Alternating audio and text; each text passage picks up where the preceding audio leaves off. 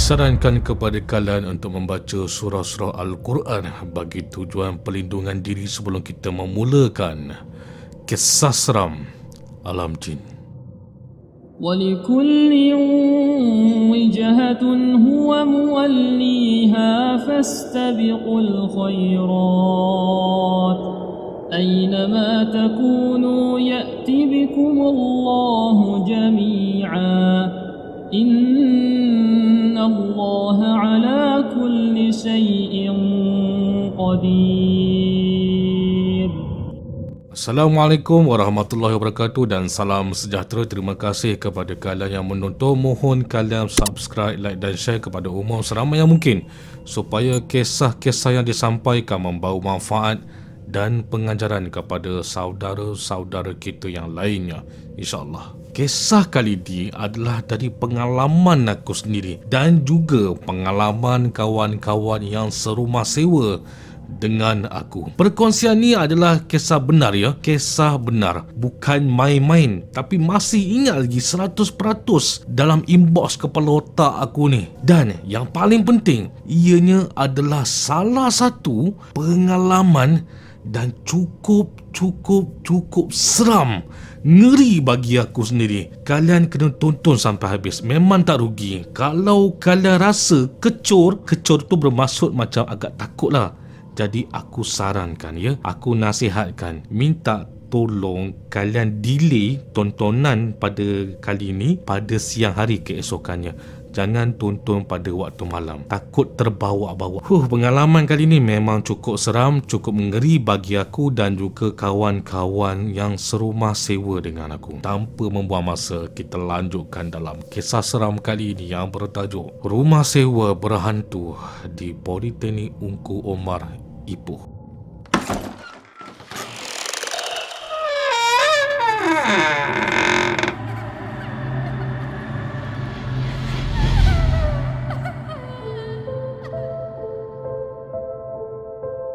Tahun 2005, masa tu aku kerja di kilang Karsem selaku engineer kat situ lah.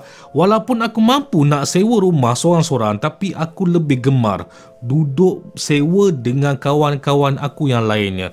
Duduk ramai-ramai ni lagi seronok. Kawan-kawan yang serumah sewa dengan aku ni masih lagi study last semester di Politeknik Ungku Omar, Ipoh. Jadi disebabkan tu diorang ni menyewalah rumah sewa yang berdekatan dengan Politeknik Ungku Omar ni supaya mudah untuk ulang alik. Aku dengan kawan-kawan aku ni memang umur sebaya, cumanya aku intake pengambilan pertama ya, yang diorang ni intake pengambilan kedua. Jadi aku graduate dululah, diorang graduate lambat setahun berbanding dengan aku. Nak dijadikan cerita, tahun 2005 aku first time, kali pertama aku duduk tinggal dengan diorang ni dekat satu rumah sewa yang terletak di Ampang, Ipoh. Rumah sewa ni ada 3 tingkat tau. Cukup besar bagi aku rumah ni. Sebagai gambaran untuk kalian, aras bawah ada 1 bilik tidur, 1 bilik air. Aras 2 ada 2 bilik tidur, 2 bilik air. Dan aras 3, tingkat nombor 3, ada 2 bilik tidur dan 1 bilik air. Bermaksudnya jumlahnya ada 5 bilik tidur, 4 bilik air. Dah macam arkitek pula aku ni. Sekiranya kalaulah secara tidak langsung mana-mana yang duduk berdekatan dengan taman yang aku tunjukkan ni, yang aku masukkan ni, ini aku nak peringatkan lagi sekali, ini berlaku pada tahun 2003 hingga 2006. Apa yang dilalui oleh aku dan juga rakan-rakan yang serumah sewa dengan aku. Aku tak mentionkan mana satu rumahnya, cuma aku tunjukkan secara rambang. Jadi jangan marah ya, ini berlaku pada tahun 2003 hingga 2006. Mungkin sekarang dah selesai, alhamdulillah.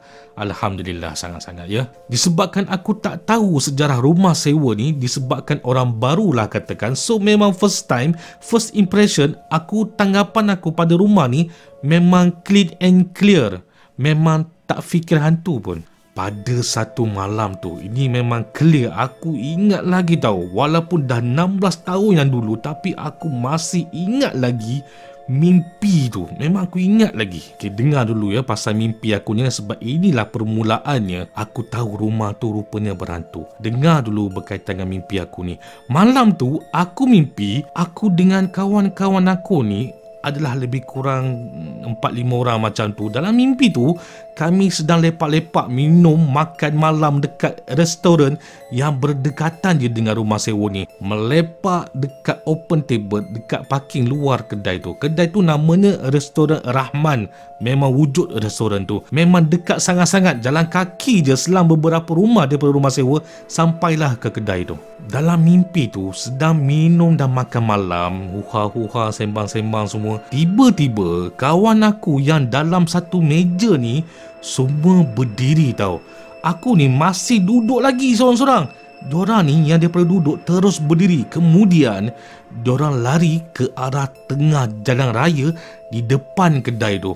Dalam mimpi tu jalan tu clear, tak ada kereta. Diorang semua ni baring dekat atas jalan raya tersebut. Aku yang waktu ketika tu yang masih lepak sorang-sorang kat meja ni pun apa lagi, bangun sama ikut diorang pergi baring dekat atas jalan raya yang diorang tengah baring tu. Kemudian kalian nak tahu apa yang terjadi seterusnya dalam mimpi tu.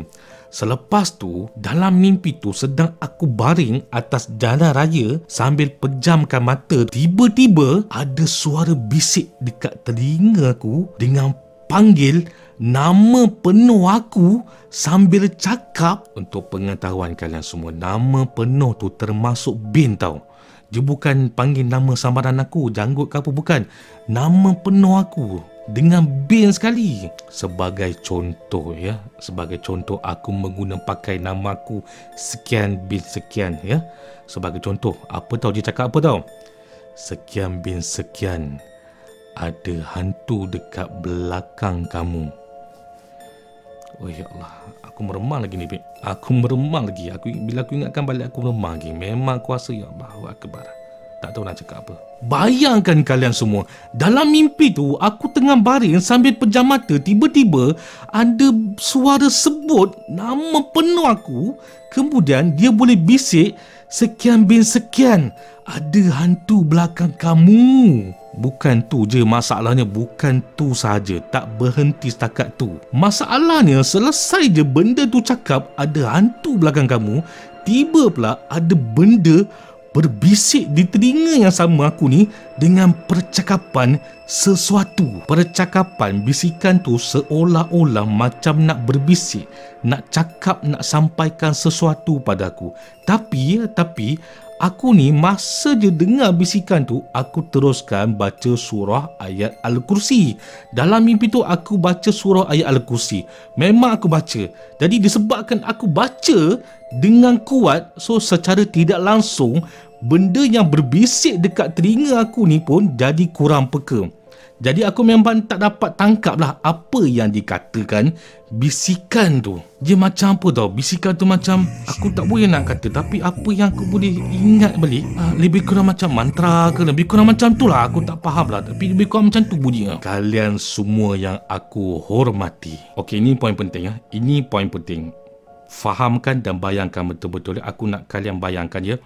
Dalam mimpi ni sedang aku baca ayat suci Al-Quran, ayat Al-Kursi tu, bisikan tu masih berbisik ya.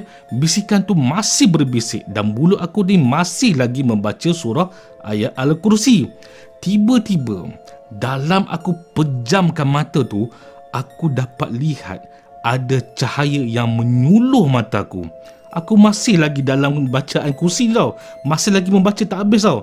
Tak habis baca lagi, ada cahaya yang suluh dekat mata aku yang tengah pejam mata ni. Kemudian ada suara yang cukup aku kenal, cuba gerakkan aku dari tidur sambil sebut nama samaran aku. Janggut, weh, janggut, weh. Sambil aku buka mata disebabkan kejutan daripada suara kawan aku ni, mulut aku ni sebabnya masih lagi baca ayat Al-Kursi. Rupanya kawan aku suluh guna telefon Nokia 3310 cahaya warna biru. Okey, macam ni extra. Aku cuba lakonkan balik supaya kalian faham. Dia macam ni, tengah aku tidur, tiba-tiba ada dengar suara, sekian bin sekian, ada hantu belakang kamu. Kemudian habis je kamu tu, perkataan ayat kamu tu, dengar macam ada bisikan atau mantra dekat sebelah kiri, telinga belah kiri ni. So aku ni apa buat tau? Tengah pejam mata lagi ni, aku buat apa tau? Aku baca lah, Bismillahirrahmanirrahim, Allahu la ilaha illa huwal hayyul qayyum, la ta'khuzuhu sinatun wa la naum, lahu ma fis samawati wa ma fil ardh, man zallazi yashfa'u indahu illa biizni, ya'lamu ma baina aydihim wa ma khalfahum, wa la yuhituna bi syai'in min ilmihi illa bima syaa. Kenapa dia macam seakan-akan mimpi tu bersambung dengan dunia realiti? Aku tak sedar pun aku tidur. Buka-buka mata tengok member tengah suluh. Aku ingat lagi. Memang aku ingat, lillahi ta'ala. Kawan aku yang gerakkan aku ni namanya Bulat. Dia tanyalah aku kenapa. So bila aku dah terjaga, aku rasa pelik sangat sebab rasa real, memang real betul.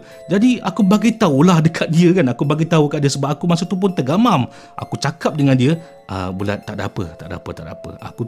Aku cuma nak tenangkan keadaan pada waktu ketika tu lah. Kemudian bila aku dah cakap tak ada apa-apa tu, aku sambung tidur balik macam biasa. Sebab keesokannya aku kena kerja dekat Kasem. Baru je nak pejamkan mata, badan aku ni yang tengah baring ni tiba-tiba bergegar tau. Bukan menggigil, tapi bergegar macam digoyang-goyangkan tengah baring tiba-tiba. Macam tu. Masanya aku dah tak tahan dah. Aku terus bangun tau. Aku bangun daripada baring tu. Aku bangun, aku berdiri. Bangun je aku ni, kawan aku Bulat ni pun terus terduduk sebab terkejut. Aku cakap dengan kawan aku. Aku kata macam ni tau, Bulat, aku dah tak boleh tahan dah Bulat. Aku dah tak boleh tahan dah ni Bulat. Bulat, kau ikut aku Bulat. Aku nak keluar daripada rumah ni sekarang juga. Ikut aku Bulat, ikut. Bulat ni memang kawan yang setia, ya. Memang kawan yang sangat setia. Sebab apa? Dia ni memang sanggup temankan aku walaupun pada waktu ketika tu jam dah menunjukkan pukul 4 pagi. So aku dengan Bulat pun keluar rumah, pergi minum dekat kedai Rahman, ya. Seperti mana yang dalam mimpi tu, restoran Mak Rahman tu, sama jugalah aku ajak dia pergi ke kedai Rahman sebab itulah kedai yang paling dekat dan kedai yang selalu kami lepak tengah-tengah malam. Kami jalan kaki je sebab tak jauh pun daripada rumah. Selang beberapa rumah seberang jalan raya terus sampai kat kedai Rahman tu. Tak payah naik motor pun. Sampai je kedai tu, aku ceritalah pada Bulat apa yang aku mimpi, apa yang ganggu aku dalam mimpi tu dan apa yang bisik pada aku. Sebab rasanya macam real sangat, macam bukan mimpi, ya, macam real betul. Baik, lepas je Bulat dengar cerita aku ni, dia keluarkan telefonnya. Ya, dia keluarkan telefon. Aku agak suspend pada mulanya. Kemudian dia call. Dan aku rasa siapa yang dia call ni pagi pagi ni kan. Rupanya dia call salah seorang kawan aku yang ada dalam rumah tu. Aku pelik lah kan. Kenapa Bulat ni? Kemudian kawan aku Bulat ni pun, dia pun cakap dengan kawan aku lagi seorang ni. Nama kawan aku seorang ni, aku panggil dia Sophie lah, ya, Sophie. So dia cakap dengan Sophie yang dia call tu. Dia kata, Sophie minta maaf ganggu kau pagi-pagi ni. Aku dengan Janggut ni ada dekat kedai Rahman ni. Minta turun sekarang boleh tak? Tolong datang sini sebab Janggut dah kena kacau.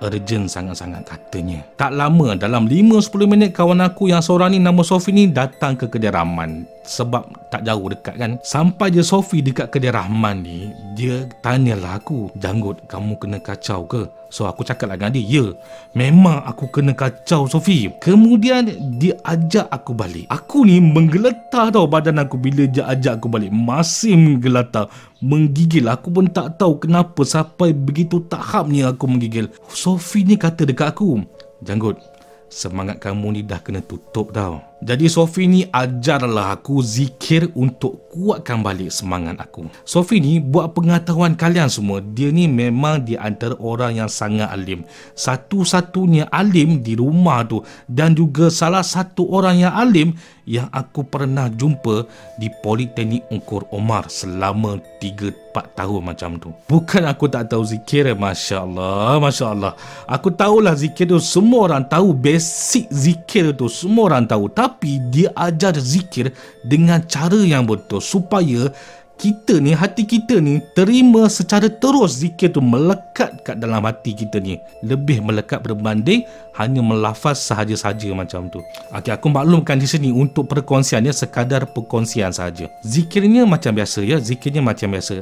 Contoh la ilaha illallah ya, la ilaha illallah. Tapi bayangkan, kalian kena bayangkan bermulanya daripada dada belah kanan ni pergi ke dada belah kiri, kemudian patah balik ke kanan. Sebagai contoh, la ilaha illallah, la ilaha illallah, la ilaha illallah.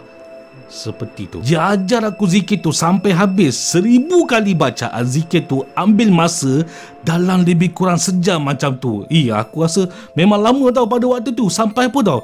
Sampai masuknya waktu subuh 1000 kali bacaan la ilaha illallah yang aku hadap dekat restoran tu supaya aku dapat kuatkan balik semangat aku. Bila azan subuh dah masuk, selesai je zikir tu, aku pun dengan Sofi dengan Bulat baliklah ke rumah tu balik. Hari tu memang aku tak larat nak pergi kerja lah. So aku minta MC dekat supervisor senior engineer aku cakap emergency leave. So alhamdulillah dia pun luluskanlah cuti aku. Masa aku cuti tu, Sofi dan kawan-kawan lain ajak aku makan minum dekat luar tengah hari tu. Masa tengah makan tu, barulah si Sofi dan juga kawan-kawan aku yang lain buka cerita pada aku berkaitan dengan rumah sewa ni. Ini yang climax berkaitan dengan rumah sewa ni. Kalian cuba dengarkan baik-baik ya. Rumah ni pada awal masuk dulu, sebelum aku join dengan diorang ni, katanya memang dah ada makhluk jin yang menghuni rumah ni. Walaupun diorang sedar ada gangguan rumah ni, mereka tak boleh nak ambil rumah lain dah, sebab dah bayar deposit 3 bulan. Guna duit PTPTN pula tu. Jadi nak tak nak terpaksa akur. Sofi ni dia maklumkan padaku, dia ceritakan padaku, ada satu hari tu tengah dia mandi dekat aras nombor 2, tiba-tiba dia perasan ada benda yang mengintai dari bawah sinki tandas tu. So bila dia tunduk tengok bawah sinki tu, rupa-rupanya ada budak perempuan. Terkejut dia, terus keluar tandas. Tapi bila dia datang balik, dah tak ada dah. Pernah juga bila dah kadang-kadang nampak budak perempuan tu bawah sinki bilik air tu, ada juga si Sofi ni beranikan diri tanya dekat budak perempuan tu. Dia tanya daripada luar tandas, tak berani nak masuk, tapi dia tanyalah. Jawapan dari jin yang berupa budak perempuan tu, katanya dia tak boleh keluar dari bilik air tu, dah terkunci. Macam-macam Sofi dah buat, tapi still juga tak ada keluar, tak boleh nak keluar. Masih lagi kadang-kadang nampak budak perempuan tu bawa sinki. Itu budak perempuan tahu. Ada lagi. Okey, ini aku nak kalian fokus dengan ni, sebab ini memang seram gila, ngeri bagi aku. Satu hari tu ada kawan aku ni tengah sembahyang nak solat isyak, tapi dah lewat lebih kurang dalam jam 12 malam macam tu. Dia solat dekat aras nombor 2 dalam salah satu bilik lah. Tengah-tengah solat ya, mendirikan solat isyak tu. Okey, kejap. Sebelum tu aku nak tanya, kalian pernah tak rasa perasaan bila tengah solat tiba-tiba macam ada rasa belakang ni ada orang? Pernah ke tak pernah? Tengah dia solat isyak, dia macam dapat rasa tau, belakang dia macam ada pergerakan, macam ada sesuatu. Dia buat endah je lah kan, dia buat tak tahu je lah. Rakaat pertama, rukuk, sujud, lepas tu duduk di antara 2 sujud, kemudian sujud balik, kemudian bangun balik, masuk pula rakaat kedua. Allahu Akbar. Subhana rabbiyal azimi wa bihamdihi. Subhana rabbiyal azimi wa bihamdihi. Subhana rabbiyal azimi wa bihamdihi. Sami Allahu liman hamidah. Rabbana walakal hamd. Allahu Akbar. Subhana rabbil a'la. Subhana rabbil a'la. Subhana rabbil a'la. Allahu Akbar. Rabbi firli warhamni wajburni warfa'ni warzuqni wahdini wa'afini. Allahu Akbar. Subhana rabbiyal a'la wa bihamdihi.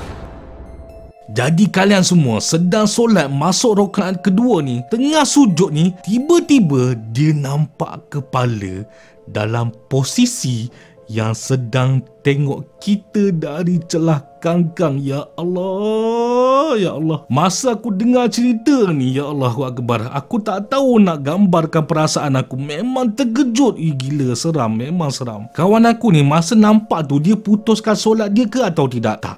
Dia tak putuskan pun solat dia tau. Memang takut, dah mula naik menggigil badan katanya. Memang dah ketara sangat gigil tu, tapi dia tetap juga teruskan solat dia. Cuma katanya bacaan daripada mulut dia tu dia kuatkan supaya dia boleh mengabaikan apa saja pergerakan di sekeliling dia. Rakaat ketiga dia dah tak tengok dah, sebab dia dah pejamkan mata dia serapat yang mungkin sambil mulut membaca surah-surah ayat Al-Quran, ataupun pada waktu ketika dia sedang melakukan pergerakan solat. Allahu Akbar, sami Allahu liman hamidah. Cuma dia kuatkan perkataan dan bunyi ayat tu. Rakaat keempat, sedang solat ni, mata pejam katanya, ada bunyi something dekat depan dia. Tak dekat, tapi agak jauh sikit daripada sejadah yang dia sembahyang tu lah. Bila dia buka mata dia sedikit, dia nampak kepala yang dia nampak dari celah kangkang tadi tu, dia nampak sedang berguling melintas depan sejadah dia. Macam tu, ya Allahu Akbar, ya Allahu Akbar. Masa ni apa yang digambarkan pada aku lagi oleh kawan aku ni, dia kata dia terus rapatkan mata dia balik. Tapi tak boleh tutup telinga ya. Rapatkan mata boleh, tutupkan telinga tak boleh. Telinga dia boleh lagi dengar bunyi guling-guling tu yang bergerak dari arah kanan melintasi depan sejadah, kemudian lalu melewati sebelah kiri dia, sehinggalah hilang bunyi guling-guling tu daripada pendengaran telinga dia. Kawan aku ni masih teruskan solat dia sehinggalah selesai. Ya Allahu Akbar, Masya Allah. Hebat, cukup hebat iman dia. Bagi aku cukup kagum dengan dia. Memang hebat iman dia. Sampai selesai je solat dia, dia terus dia bangun. Bukan lari tau, sebab dia tahu dia dah menang. Dia dah menang dari godaan gangguan jin maupun syaitan semua-semua ni. Masa ni dia tengok keliling, cari benda kepala jahanam tu. Kepala jahanam tu dah tak ada dah. Maksudnya apa tau? Memang saja nak mengacau lah tu orang tengah semayang kan. Masa ni kawan-kawan lain tengah main game PS1 kat bawah di ruang tamu. Apa yang digambarkan, apa yang diceritakan pada aku, pada waktu ketika tu dia seorang je kat atas, yang lain dekat bawah main PS1. Dia turunlah bawah ya, cerita kat kawan-kawan dia lain yang tengah main PS1 tu. Tahu tak apa kawan-kawan lain dia buat? Kawan-kawan lain dia pun terus bigas bangun secara berjemaah cari kepala jahanam tu. Carilah kat mana pun. Tak puas hati kau gamaknya. Kalian tahu tak betapa besarnya pahala kawan aku ni yang tak putuskan solat dia. Walaupun dugaan tu aku rasa kalau jadi dekat aku sekalipun, wallahualam, meloncat kot aku lari keluar daripada balkon terjun bawah kot, wallahualam. Ada lagi sebenarnya gangguan ni, macam dengar langkah berlari ya, bunyi kat dapur tengah-tengah malam, bunyi air berkocak dalam tandas. Tapi aku tak nak ceritakan kat sini, sebab bagi aku perkara macam tu biasa. Kita boleh buat-buat tak tahu je. Lagipun rumah sewa kan, lain lah kalau dalam rumah sendiri. Nak tak nak kena cari jalan penyelesaian. Ini yang berlaku pada tahun 2005 pada aku, dan pengalaman kawan-kawan aku pula bermula dari tahun 2003 hingga 2006. Lepas tu bila kawan aku dah graduate masing-masing, baliklah ke negeri masing-masing. Termasuk aku yang menyewa pula di Taman Cempaka Ipoh dengan kawan lain pula. Bagi kalian macam mana? Satu, kalian boleh cuba dengan kaedah zikir yang aku kongsikan tadi. Dan kedua, kalau nak solat, boleh guna kain pelekat ya. Jangan guna seluar. Takut pula ada sesuatu dekat belakang. Kalian pergi tengok pula. Tak ada, gurau-gurau je ya. Jangan marah ya, jangan marah.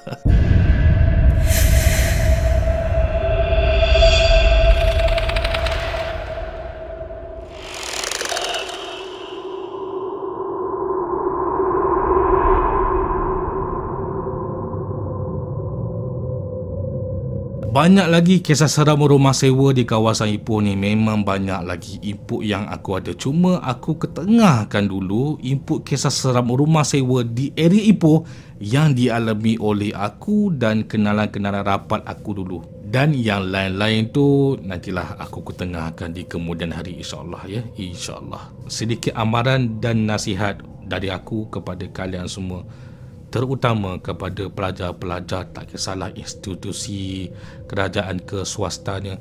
Sekiranya kalian duduk di rumah sewa, tolong jaga adab masing-masing, iaitu apa? Jaga kelakuan anda, ya. Jaga kelakuan anda. Jangan buat benda-benda yang haram, yang bukan-bukan. Seperti apa? Maksiat, berjudi, mabuk, ya. Jangan sesekali. Ini adalah satu kaedah, satu aktiviti yang sangat digemari oleh jin-jin ni. Aku tak bermaksud kata rumah ni berhantu disebabkan kami, tidak. Tapi mungkin sebelum-sebelum ni ada student-student yang menyewa di rumah tu yang buat perkara-perkara yang haram. Kalian kena faham, kalian kena tahu setiap apa yang dibualkan oleh kita semua. Sebagai contoh, seperti aku sekarang ni, makhluk-makhluk jin yang secara umumnya majoriti masyarakat Melayu yang menggelarkan jin ni adalah hantu. Silap je, jin adalah jin tau. Secara tidak langsung ada berhampiran dengan aku sekarang ini. Dan tidak terkecuali di sekeliling kalian yang mendengarkan, yang menontonkan di luar sana juga ya. Sekiranya kalian nak berkongsikan kisah-kisah seram yang dialami oleh kalian pun boleh hantarkan email pada aku di link email yang aku dah kongsikan di description di bawah. Terima kasih banyak-banyak. Hanya Allah Subhanahu Wa Taala saja yang boleh membalas jasa budi kalian semua. Mohon jasa baik kalian semua subscribe, share dan like supaya kalian dapat notification kisah-kisah seram yang akan datang. InsyaAllah selagi ada kemampuan, selagi dibekalkan kesihatan yang baik oleh Allah Subhanahu Wa Taala. Jangan lupa temu janji kita pada setiap Selasa dan setiap Jumaat jam 11 malam dalam kisah-kisah seram yang lainnya, ya, di dalam kisah seram alam jin. أعوذ بالله من الشيطان الرجيم وننزل من القرآن ما هو شفاء ورحمة للمؤمنين ولا يزيد الظالمين إلا خسارا.